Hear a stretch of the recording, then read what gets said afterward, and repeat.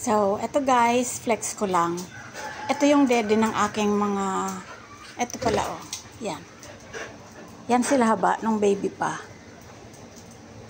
Tapos, ito ang mami nila, si Clover. Saka si Itim, yan, anak niya yan. Since ayaw na niyang magpadede noon, kasi medyo may ipin na yung mga tuta. Ganun pala kapag nagkakaipin na rin yung mga tuta, ayaw na rin magpadede ng mga mommy dog. Kaya eto, ayan, merong nagbigay nito sa amin, in-sponsor ng friend ng anak ko. Dede ng mga aso, tuta, yan. Naalala ko kasi nagligpit ako, ayan. Nagbrush ako ng mga buhok nila, nagtrim, ayan. Tapos nagbigay ng treats. Biglang nakita ko ito. Ayan.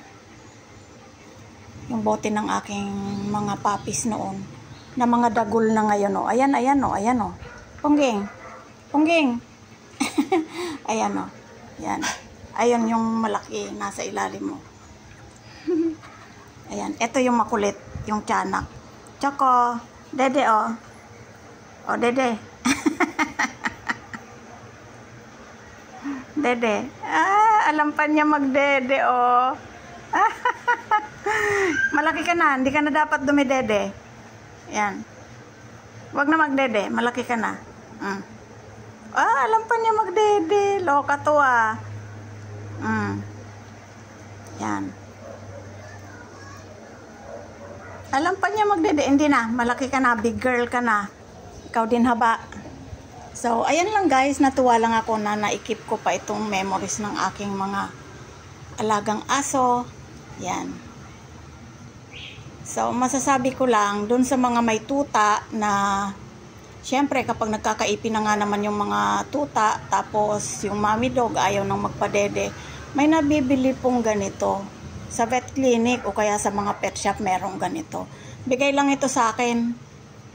Hindi ko na maalala kung baon ba to ni Choco o bigay dito sa aking mga dagol. Kasi nung medyo nagkakaisip na sila at nagkakangipin na, ayun, ayaw na silang padidihin ni Mama Dog. Kaya ayan, nagkaroon kami nito. Alam ko dalawa to hindi ko na mahanap yung isa, pero ito nakita ko, ang cute, oh. May pose. Yan. So yun lang guys, natuwa lang ako na baka merong nangailangan ng ganito. Bibigay ko na rin lang kasi hindi ko na alam kung magpapaanak pa ako ng aso. Hindi na siguro kasi hindi na kaya ng budget. Masyado nang magastos. Ayan. Ayan. Meron akong panglinis ng ears. Ayan. Kapag may aso tayo guys, dapat kompleto tayo niyan. Ayan. Tapos kung medyo may kati-kati, ayan, ilalagay natin ito. Mabisa ito eh. Pag medyo parang nagkakalyo-kalyo yung kati-kati nila. Maganda to guys, ilalagay mo lang to ointment. Yan. Sa vet din to binigay na reseta. Kasi may kati-kati yan si Choco eh. Ayan oh. Ay, gamot mo to. Gamot mo ito. Ito ang laman no. Menthol to, kaya siguro nakakaalis ng kati. Yan. So, yun lang guys. Naikwento ko lang na meron akong ganito. Nakakatuwa. Kapag may aso ka talaga, hindi mo maiiwasan na pagmahal mo ang aso mo, hindi mo maiwasan na kumpletuhin ng mga gamit mo. Ayan.